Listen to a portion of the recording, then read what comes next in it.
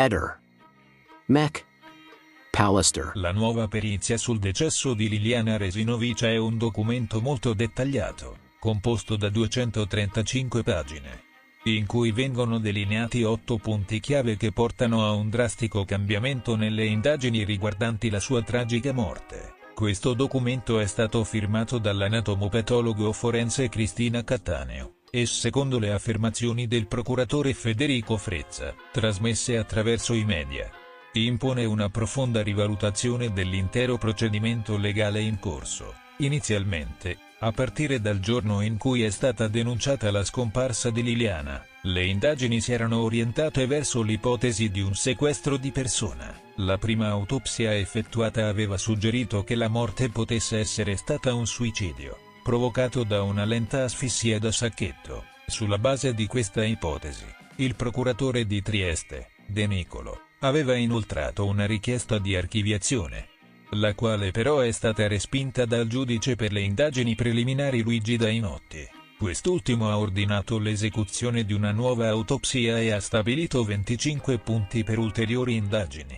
Da quel momento, il titolo del fascicolo è stato modificato, passando a un'indagine per omicidio volontario. Il nuovo rapporto peritale afferma, con un grado di probabilità estremamente elevato, che la data del decesso di Liliana sia da situare al 14 dicembre 2021, il giorno stesso in cui, in tarda serata, è stata segnalata la sua scomparsa. Questa conclusione è supportata non solo dalle evidenze di natura anatomopatologica, ma anche da indicazioni di tipo ambientale e naturalistico che orientano in tale direzione. La perizia è stata stesa con il contributo di esperti tra i quali figurano l'entomologo Stefano Vanin, Stefano Tambuzzi e Biagio Eugenio Leone. La precedente perizia, realizzata dal medico legale Fulvio Costantinides e dal radiologo Fabio Cavalli, utilizzando tecniche come il rigor mortis, aveva datato il decesso a non oltre 62 ore dal momento del ritrovamento del corpo.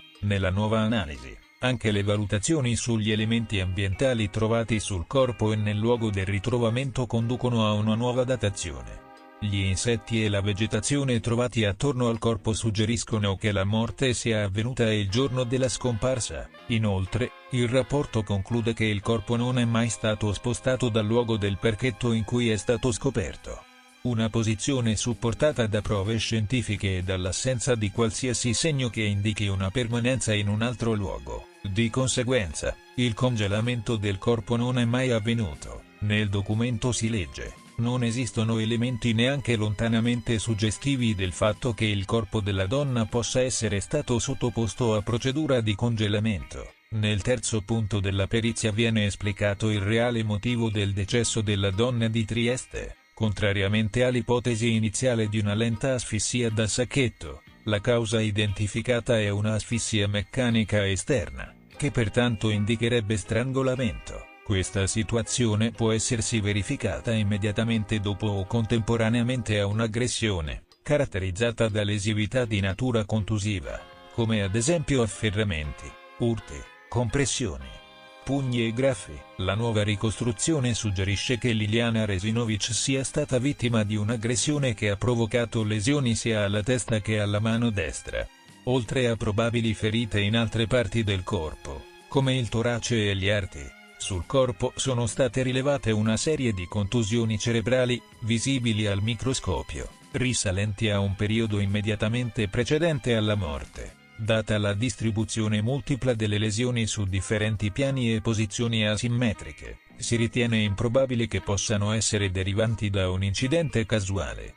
È invece plausibile l'intervento di terza persona in tale scenario. In conclusione, l'unica spiegazione tecnicamente sostenibile dal gruppo di periti riguarda l'omicidio attraverso soffocazione esterna. Non sono stati riscontrati segni di contatto del corpo o degli abiti di Liliana con qualcosa di particolare come un'arma. Infine, sul vestiario di Liliana e nei sacchetti che avvolgevano la testa sono stati trovati elementi piliferi. I periti raccomandano di eseguire un'analisi genetica su questi nuovi campioni, oltre che su quelli già raccolti dalle autorità, per identificare chi possa essere stato responsabile del decesso di Liliana. Tenendo con il fiato sospeso tutta l'Italia per 3 anni, la perizia, contenente 8 punti ben definiti su poco più di una pagina, espone con chiarezza la necessità di investire energie nella ricerca di chi abbia commesso l'omicidio di Liliana. Le parole usate nel documento delineano chiaramente uno scenario in cui solo una dinamica omicidiaria,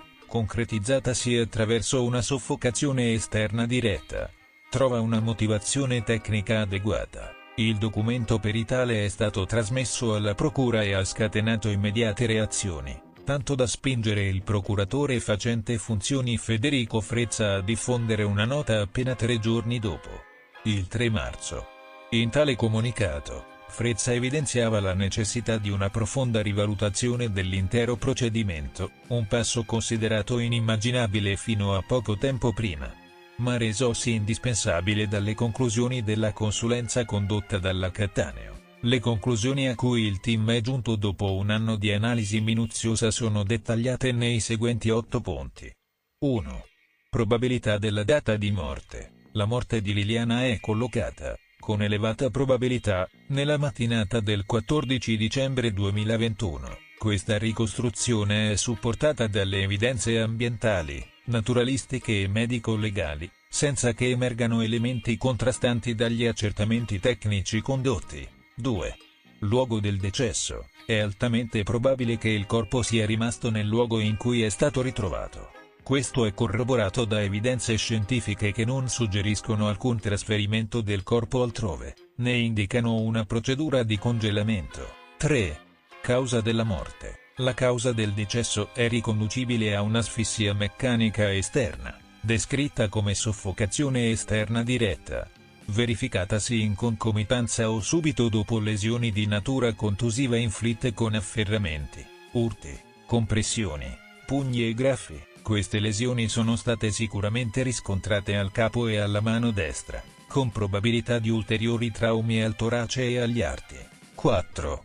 Lesioni traumatiche. Sono stati identificati diversi siti di lesioni traumatico-contusive al capo, accompagnati da plurime contusioni cerebrali osservabili al microscopio. Al torace e agli arti sono state riscontrate lesioni che, molto probabilmente, hanno un'origine traumatico-contusiva. 5. Dinamica non accidentale. La configurazione delle lesioni, con molteplici poli d'impatto su piani differenti e asimmetrici, esclude la possibilità di un evento accidentale. Ne consegue uno scenario tecnicamente valido solo con l'intervento di una terza persona, confutando così l'ipotesi del suicidio. 6. Dinamica omicidiaria. Le evidenze tecniche complessive convergono nell'identificare un'azione omicidiaria dovuta a soffocazione esterna diretta, l'unica spiegazione concreta delle lesioni. 7. Assenza di contatti estranei. Non sono emersi elementi significativi di contatto del corpo e degli abiti con ambienti o oggetti distintivi attraverso tutto il corredo di esami merceologici e naturalistici eseguiti. 8. Analisi genetiche. Elementi piliferi trovati sugli indumenti, nei sacchetti e fra i peli pubici richiedono ulteriori esami genetici avanzati mediante nuove tecnologie di sequenziamento ultramassivo. La ricerca di coinvolgimenti terzi dovrebbe includere l'analisi di tutti i campioni esistenti delle indagini genetiche, nonché delle formazioni pilifere precedentemente campionate dalla polizia scientifica. Con tali definiti punti, emerge chiaramente la necessità di orientare le indagini alla ricerca degli autori di un probabile omicidio, offrendo nuove piste investigative alle autorità giudiziarie. La complessità di un caso come questo porta spesso più domande che risposte. È preoccupante quando, invece di chiarimenti, emergono conclusioni opposte da diverse autopsie. 3 anni fa, non c'erano elementi sufficienti per iscrivere qualcuno nel registro degli indagati, e dubito che ve ne siano ora, alimentando il timore concreto che quello di Liliana rimanga un mistero irrisolto. Roberta Bruzzone, nota criminologa italiana, esprime un cauto pessimismo circa gli ultimi sviluppi del caso Resinovic. ritiene improbabile che la consulenza medico-legale di Cristina Cattaneo possa rapidamente svelare la verità o identificare un colpevole. Siamo certi almeno che si tratti di omicidio, oppure restano dubbi? Una certezza è che Liliana è stata aggredita. Si è trattato di un confronto intenso, seguito da un'aggressione non letale, forse un colpo che ha provocato una perdita di sensi. L'aggressore, invece di prestare soccorso, ha inscenato un suicidio utilizzando buste di plastica. È credibile che il corpo sia rimasto intatto per 21 giorni? Onestamente, questo è difficile da accettare. Secondo Cattaneo, Liliana è stata uccisa e il suo corpo è rimasto nel boschetto, senza essere congelato. Le particolari condizioni climatiche avrebbero rallentato i processi di decomposizione, prolungando il rigor mortis per ben 21 giorni. Ho cercato casi simili, senza trovarne alcuno, rendendo questo evento un'anomalia mai vista. La possibilità di strangolamento solleva ulteriori interrogativi. Qualcuno potrebbe aver colpito Liliana, causandole una perdita di sensi prima di soffocarla. I sacchetti di plastica potrebbero aver impedito la respirazione. Questo quadro è molto confuso. Per quanto riguarda il coinvolgimento di terzi, la presenza di lesioni sul volto e sul capo potrebbero indicare un'aggressione da parte di altre persone. Ma stabilire la causa esatta della morte è complesso e solleva nuove domande, tra cui il luogo dell'omicidio. Differenze emerse durante le autopsie eseguite da vari esperti complicano ulteriormente la situazione. La Procura, quindi, dovrà procedere con una nuova valutazione approfondita delle informazioni raccolte per identificare chi ha aggredito e ucciso Liliana. Due principali sospetti emergono: Visintin, che potrebbe avere avuto un vantaggio economico dalla sua morte, e un presunto amante, che quella mattina potrebbe essere stato respinto.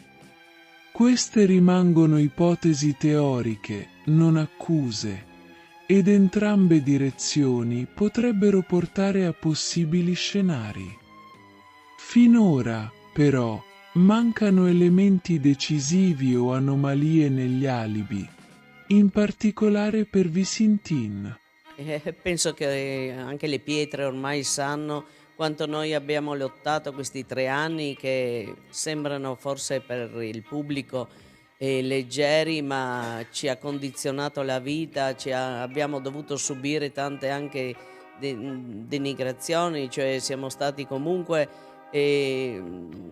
malmenati, dico anche pubblicamente, però la cosa più importante era ritornare la dignità a questa donna, questa mia amica, a screditarla da tutte queste: era pazza, era fuori di testa, era stressata per la morte della madre, insomma tutte queste cose che comunque hanno permesso a trovare la forza, perché veramente bisognava trovare la forza per arrivare qua.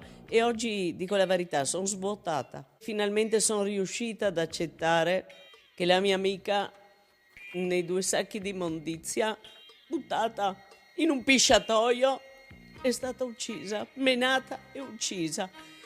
E questo adesso mi fa sentire bene, cioè ancora peggio, è logico, però mi sembra che adesso, per fortuna nostra, della famiglia, logicamente di Claudio, noi avremo finalmente, perché dalle poche righe scritte dal procuratore capo facente funzioni Frezza, ha fatto capire molto bene e molto chiaro che finalmente avremo anche il sostentamento delle persone preposte a questa risoluzione, che altrimenti avremmo avuto un mucchietto di cenere buttato in cimitero, e invece si farà anche credo, la soluzione terrena, oltre che la divina, perché quello spero che Liliana aspetti su per la divina e che si possa dare giustizia. Eravamo 4 gatti, famiglia e 4 gatti che hanno sempre sostenuto questo suicidio.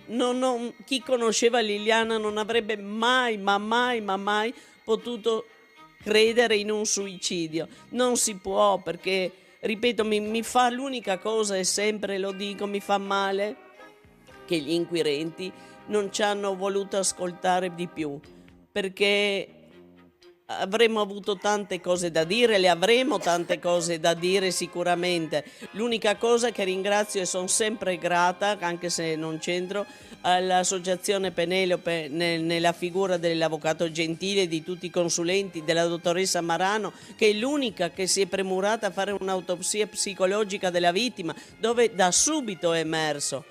Il dottor Barisani, che è pioniere proprio nel dimostrare che c'è stato questo alterco. E non capisco perché nessuno già quella volta, come anche appunto dall'Associazione Penelope con tutti i consulenti, e ce ne sono veramente tanti che neanche non mi ricordo, perché professor Fineschi, tutti i medici, consulenti, botanici, zoologi, insomma chi più ne ha più ne metta, adesso la dottoressa Cattaneo che ci ha, credo, proprio illuminato, e io anche a lei logicamente non la conoscerò mai, ma magari le possono arrivare le mie parole di gratitudine. Va ben così, ecco. Che adesso è come avere una mamma e papà dietro che ti aiuteranno e che sono più grandi di noi. Ecco, questo sento io oggi. Riesco ad accettare questa morte finalmente, perché avevo tanta rabbia, tanta frustrazione di non poter dimostrare al mondo che Liliana non si poteva suicidare in nessun caso. Lili, come giustamente dice anche il coniuge, Lili amava la vita. E ripeto, e per me era importante dimostrare questo. Era importante, perché un'amica non può andare fuori con quelle condizioni e mettersi 2 sacchi senza impronte, poi non parliamo, poi col cordino a mo' de collana, cioè parliamoci chiaro. No. Per quanto riguarda il boschetto ho già risposto, era sul piccolo di oggi e l'ho detto già che sono tutte menzogne, assolutamente. Io non ho mai indicato quel punto, io ho indicato l'area comprensiva dell'ospedale psichiatrico dove sapevo che lei andava a passeggiare, c'erano i rosetti che lei amava fotografare quando erano in fiore, punto e basta. Per cui del roseto non se ne è parlata per niente, e non volevo entrare direttamente in competizione, però perché i primissimi tempi Sebastiano aveva detto che non gli interessava di fare ping pong, io ero d'accordo, ma a questo punto la pallina nel mio campo non cade, devo rispondere con mosse da ping pong, motivo per il quale lui ha mentito spudoratamente per 3 anni e la procura gli ha creduto a occhi chiusi. Lui deve spiegare come mai e perché ha avuto bisogno di sbandierare dopo 2 giorni della sua scomparsa che aveva un alibi perfetto per il giorno 14. Che cavolo gli serve un alibi perfetto a una persona quando è andato a denunciare la scomparsa volontaria la sera? Allora l'alibi perfetto crolla. A che cavolo serve? Primo.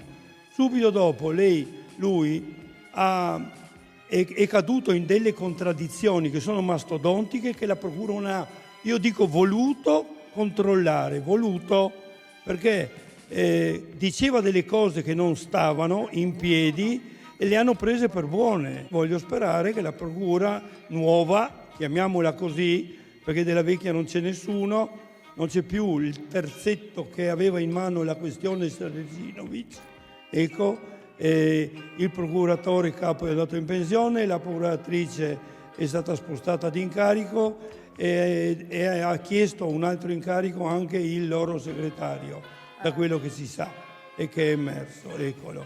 Adesso è tutta gente nuova che lavora, voglio sperare che lavorino come avrebbero dovuto fare i loro precedenti, ma lui ha mentito, ripeto, su tutto, e due cose, almeno due, che per fare ping pong io gli imputo, riguardano sia da parte sua il chiedere, cioè il giorno del suo ritrovamento c'erano un sacco di televisioni che lo intervistavano, lui è arrivato in macchina, lì portato da un amico, e non ha voluto neanche scendere dalla macchina.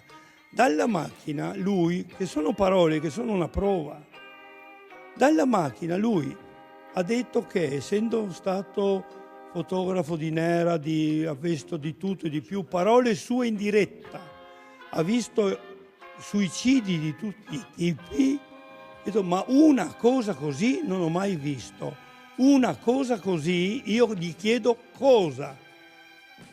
di che cosa parlava, perché la cosa di cui si parlava non era ancora detto, non era ancora stato scoperto che si trattava di Liliana, primo. Secondo punto, il suo comportamento sia quel giorno che gli altri giorni, il giorno 14 col presunto alibi che poi ha buchi da tutte le parti, perché per farsi l'alibi è andato in giro in GoPro e ha fatto dei tratti a 240 all'ora, secondo lui. C'è un nuovo pubblico ministero,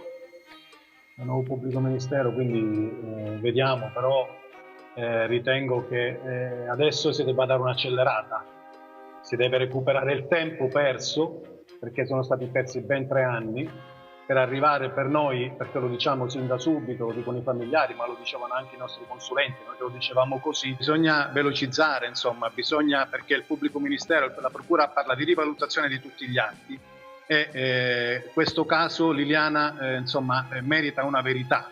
La prima parte è arrivata, questo è il punto di partenza, ma dobbiamo concludere questa vicenda, ma per Liliana, per la famiglia.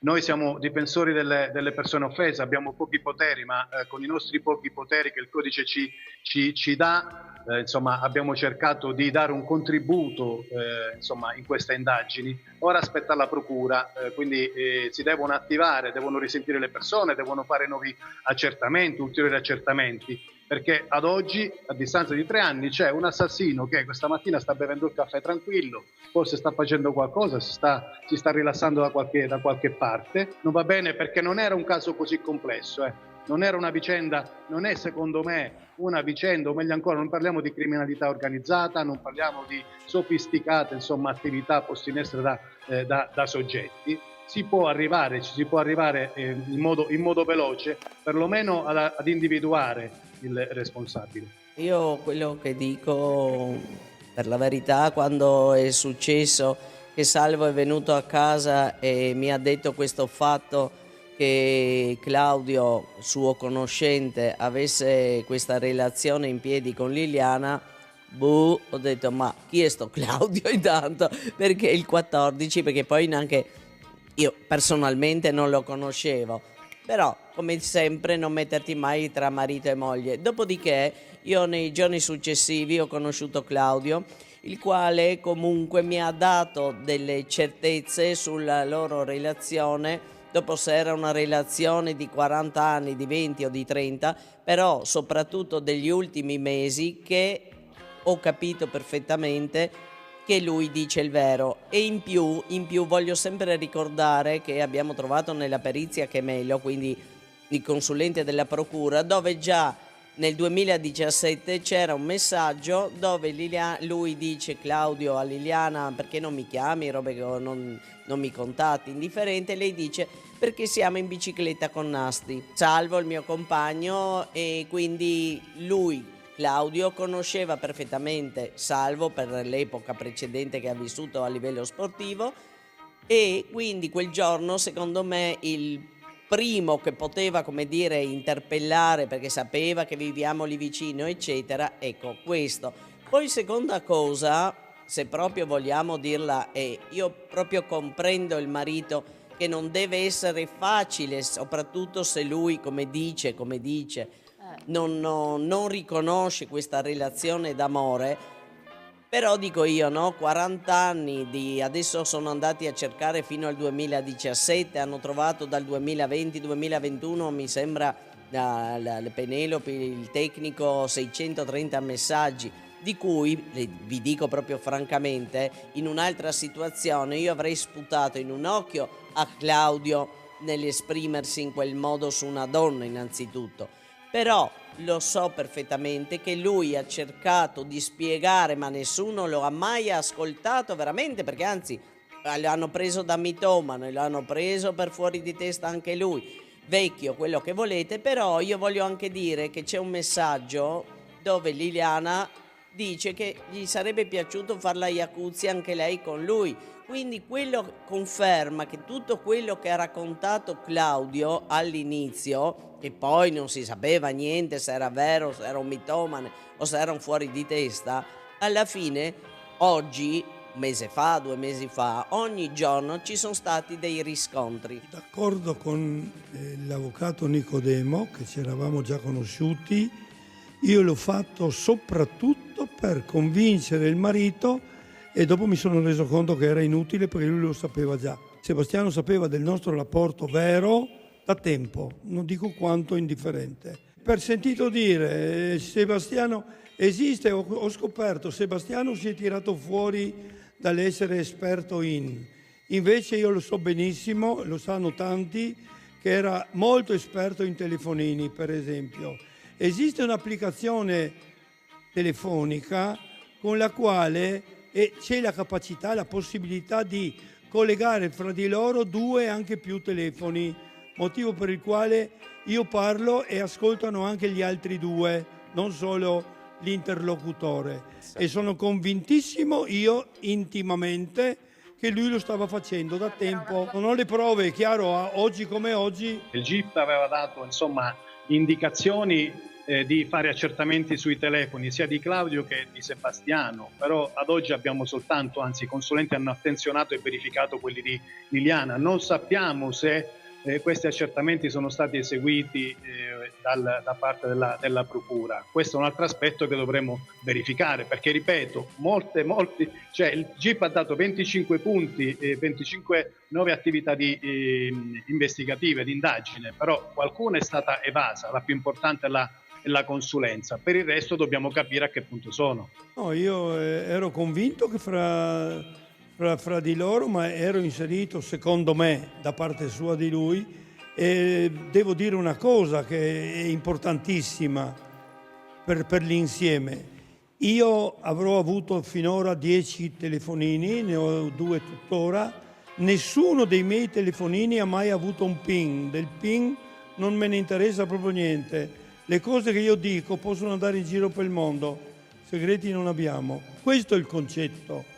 Io non ho PIN da mai. Io onestamente, dopo aver visto, chi l'ha visto ieri sera di nuovo, quel video dello scempio, dico la verità, già tutta la criniera del dottor Costantinide, le forbici che sono servite per tagliare il cordino, che poi sempre io continuo a chiedermi perché l'assassino ha dovuto o voluto, che a sto punto no, dovuto e voluto, inscenare quel suicidio farlocco taroccato, poi soprattutto con 2 sacchi che noi qua a Trieste li chiamiamo neri, dopo ieri hanno evidenziato che sono grigi, saranno quel grigio topo, perché quello si vende, che li troviamo nei condomini, li troviamo nelle case, insomma chi fa giardinaggio, anche noi con la bicicletta, noi per esempio abbiamo gli asciugamani. Si è trovata questa persona o persone in difficoltà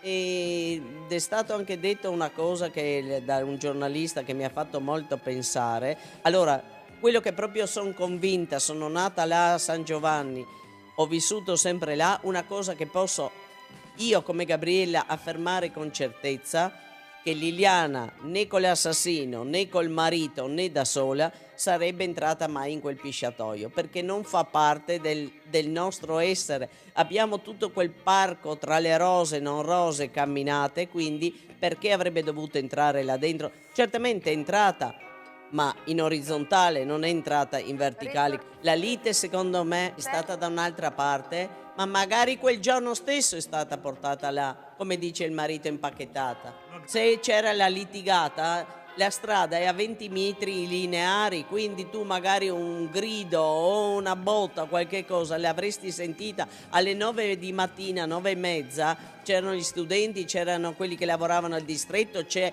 il bus, il capolinea, quindi la gente sale e scende. Non mi dire che nessuno avrebbe sentito un minimo urlo, insomma. Non c'è una spiegazione sul fatto che è arrivato ad un certo punto Liliana, che in pochissimi centinaia di metri era stata vista da telecamere mentre si lascia quella busta con i rifiuti e quant'altro, e poi doveva attraversare tutto quell'altro tratto di strada e non è stata vista più da nessuno, quindi qualcosa o qualcuno da qualcuno è stata intercettata, e poi visto che la consulenza ci dice che è morta quel giorno della scomparsa, ritorna, quindi ci viene data la risposta, insomma, rispetto all'ipotesi che avevamo fatto noi. Io voglio ritornare al volissimo sulla questione Claudio Sebastiano e quant'altro. Allora, è chiaro, perché dagli atti emerge perché Liliana fa una ricerca e vuole sapere come separarsi, vuole conoscere come separarsi senza avvocato, quindi quel rapporto tra Sebastiano e Liliana in quel momento non era idilliaco, così come ci viene raccontato da Sebastiano. Liliana, da quello che ci riferisce, insomma, da quello che ci restituiscono questi dati, aveva intenzione di iniziare una nuova vita. Adesso questo potrebbe essere un movente, non lo so. Sebastiano è coinvolto, questo non lo devo dire io, assolutamente, però che ci fosse una Liliana che aveva voglia di vivere, che voleva fare una nuova vita insieme a Claudio Sterpin oppure da sola, questo è un dato che ci viene restituito dagli atti di indagine. Yasmina l'ho ascoltata insieme alla collega Bizzi, noi l'abbiamo sentita in indagini difensive, quindi tutte le dichiarazioni che ha reso poi successivamente le aveva già riferite a noi difensori, e noi all'indomani dell'espulsione della signora Yasmina abbiamo depositato queste dichiarazioni, come poi facciamo di solito, perché comunque è qualcosa che è previsto anche dal codice, agli inquirenti.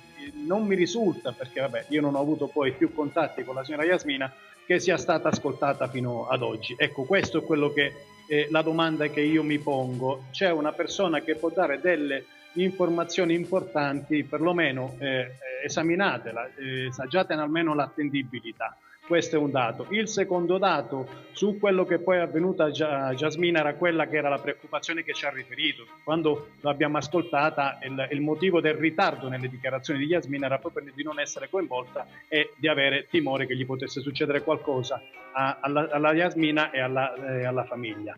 Non so poi l'evoluzione di questa vicenda. Io mi auguro che si possa anche fare un accertamento se effettivamente è stata vittima di minaccia e che venga individuato l'autore di questa minaccia. Il coniuge ci sta sempre da 3 anni riferendo che il loro rapporto era idilliaco. Bene, ma quello che mi chiedono, allora la sera del 13 ci sono persone che hanno fatto la cena con loro che dicono che litigavano. Poi lui stesso dice che la moglie ha pianto tutta la notte. Scopriamo che c'aveva questo stalker che non lo dirà mai. Quindi quello che mi auguro anche è che la nuova procura possa prendere e approfittare degli spezzoni televisivi proprio per capire le varie nostre risposte, un po' di tutti, e poter anche così capire meglio tutte le sceneggiate. Quello che io voglio dire è che, e mi domando sempre, penso ve lo potrete chiedere anche voi, perché un assassino che sta girando da 3 anni deve ammazzare una persona, e quello sapremo, avrà avuto i suoi buoni motivi, dico io, no? Però perché deve addirittura una donna che esce, come la vediamo davanti alle telecamere con la sua brava borsetta, butta l'immondizia, se ne va e sparisce come su Marte, perché la ritroviamo con un cordino senza, come una collana, 2 sacchi neri che non si è capito cosa servono, e in più quello che proprio mi rode in modo particolare, a parte pulita, quindi che io mi dico, no, se quella è rimasta 21 giorni là, vorrei vedere io 21 giorni in un boschetto come mi si riducono i vestiti. Ma a parte questo, perché l'assassino ha dovuto costruire una borsetta così assurda, che poi non è fatta da una donna e lo si capisce, per il contenuto una bottiglietta scaduta da 1 anno e manca il Green Pass, una che esce, viene picchiata e viene uccisa, sicuramente a questo punto viene confermato che lei è uscita con tutte le cose, perché io se esco avrò le mie cose da donna in borsetta. Perché persino il portafoglio? Perché il Green Pass che quella volta serviva? Non c'ha nulla quella borsetta, perché l'assassino ha dovuto denudarla a sto punto. Il contenuto è stato costruito in modo anomalo, probabilmente per far capire che è un suicidio. Però a questo punto che abbiamo capito tutti, ringraziando tutti i consulenti e la dottoressa Cattaneo, adesso a questo punto mi chiedo: perché quella borsa non contiene le cose che doveva contenere quando Liliana esce di casa? Ecco, questa è una domanda che mi posso fare. Perché Liliana esce, quindi con la sua brava borsetta, avrà avuto i soldi, avrà avuto 20 euro, avrà avuto il Green Pass, ha avuto il bancomat e tutte queste cose, perché lei viene ritrovata pestata con un cordino che non si è capito, con 2 sacchi e con una borsa così scarna e assurda. È costruita a par suo, perché la combinazione per quel giorno, a parte l'alibi di cui parlavamo prima, inutile ripeterlo, che è tutta una fandonia, ma combinazione non si sa bene perché, alle 8:24, 2 minuti dopo che lei ha finito di parlare con me, il telefono di Sebastiano aggancia alla cella di casa e rimane agganciato là per una decina di minuti, ed è un mistero questo. Sarebbe interessante capire come mai. Io considero che lui avrebbe potuto anche passare per casa, e siamo al giorno 14. Altra incongruenza enorme, per conto mio, il giorno 15 il telefono di Sebastiano è fermo in casa tutto il giorno e lui è via da casa tutto il giorno. Se Liliana viene trovata in un bosco perché lì è andata a ripararsi, è caduta, svenuta, le è successo qualsiasi cosa, e chi l'ha trovata chiama Sebastiano per avvertirlo che sua moglie è all'ospedale, indifferente, lì ferita, con la gamba rotta, lui lascia il telefono in casa il giorno dopo che sua moglie è sparita. Ma è un'incongruenza o mi sembra a me solo? Cosa vi siete detti nella chiamata di 16 minuti? Abbiamo pianificato cosa e come fare fra 2 giorni, che dovevamo sparire proprio. Lei doveva, o 17, non era ancora, diciamo, dopo il 16, punto. 17 o 18 andava bene, e c'erano alcune idee di come e dove andare, punto. E i 16 minuti volano per telefono quando parli con una persona così. E non sarebbe tornata più a casa. E io sono relativamente convinto che Sebastiano lo sapeva. Il primo step, dopo 3 anni di sofferenza, è essere riusciti a dire: Liliana è stata uccisa, ritorniamole la dignità che le spetta, soprattutto da opinionisti, giornalisti. Ho sentito di tutto, era fuori di testa, era depressa, chissà cosa, era morta sua madre. No, Liliana è stata ammazzata, punto. Come si comportava il 14 Sebastiano nel pomeriggio della scomparsa? L'unica cosa che ho trovato, che insisto e non ritirerò mai quello che dico, un marito che naturalmente mi ripete che lui è tornato a casa, che lei non c'è e che è in pensiero. Infatti dico: ma insomma, non è che mi sembra un orario che uno è scomparso. No, dice, sono già preoccupato perché era fuori, non ha mai lasciato i telefoni a casa. Logicamente tu senti questo, che quell'altro ti dice non si è presentata, dentro di me Dico, ma com'è sta storia? Lui non ha detto a Sergio, a noi e soprattutto alla polizia, all'operatore di polizia in quella sera, che la moglie piangeva la notte, che la moglie aveva uno stalker, che lui ha bloccato questo numero di questo amico, perché me l'ha detto a me, sarà di un amico, e non ce l'ha detto che lei piangeva tutta la notte e che c'era uno stalker, presumo Claudio, perché blocca Claudio.